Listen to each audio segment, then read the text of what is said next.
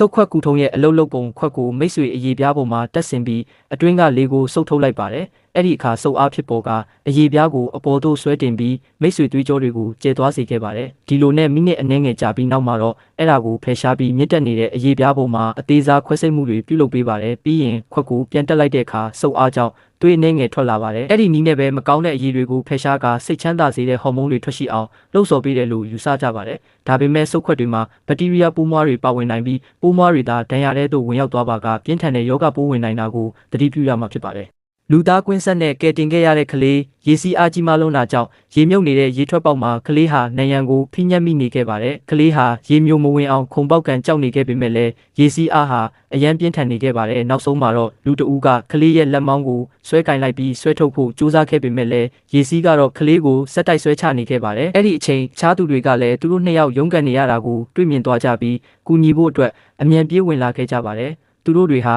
အဲ့ဒီလူနှစ်ယောက်ကိုဆွဲကင်လိုက်ကြပါတယ်ပြီးရင်တယောက်နဲ့တယောက်လက်ဆွဲထားပြီးတော့ပြင်းထန်တဲ့ရေစီးတွေကိုလူသားကွင်းဆက်တစ်ခုဖွဲ့ကကလေးဟာရေမြုပ်မသေးခင်မှာအားလုံးစုပေါင်းပြီးကလေးကိုဆွဲထုတ်နိုင်ခဲ့ကြပါတယ်